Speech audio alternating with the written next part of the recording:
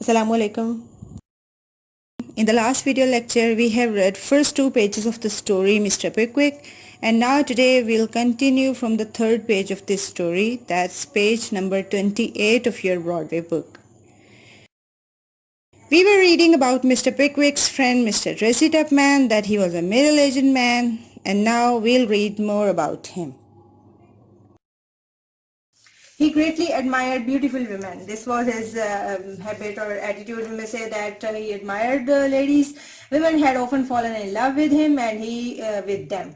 Sadly, he was no longer as handsome as he had been. As time has passed, he has become old, so he is now no more handsome, or he has become old. Time and food had expanded. Tracy Tupman's romantic figure means in his youth he was having a romantic figure. He was fit, and now he was eating so much, and the time has passed, so Tracy Tupman's figure has expanded.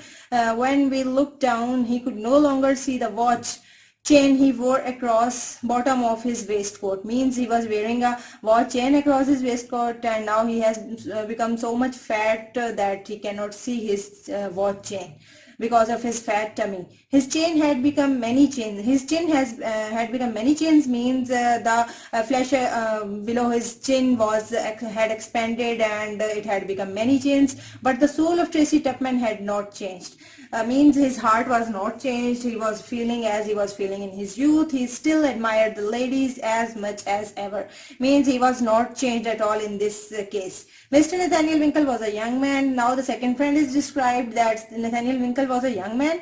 His father has asked Mr. Pickwick to take him on his scientific journeys. He was sent to Mr. Pickwick by his father because his father wanted that Mr. Pickwick had scientific interest. He was exploring things, so he wanted that his son also may get some scientific knowledge. He wanted his son to see something of the world. Mr. Pickwick was a sporting young man. Sporting is used for a person who likes sports, who is interested in sports, etc. So he was also interested in sports. He told everyone how good he was at hunting, shooting, fishing, and other physical activities.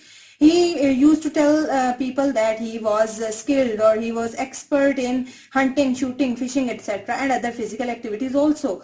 His friends were often astonished at these things he said he could do.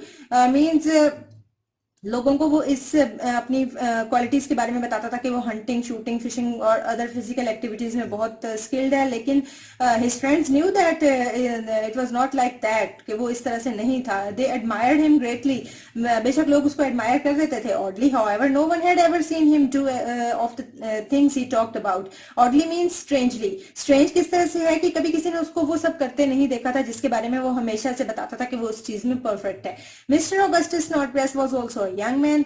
Now the third friend is Snodgrass. He was a young man. His parents had died when he was a small child, means he had become orphan, and now Mr. Pickwick took care of him, and everyone said Augustus Snodgrass was a poet, but no one had ever seen him write any poetry. He was also like Nathaniel Winkle, that he never write any poetry, but he also showed that he was a poet. A horse with a weakness. Now the horse is described, the horse belongs to the coach on which Mr. Pickwick was sitting.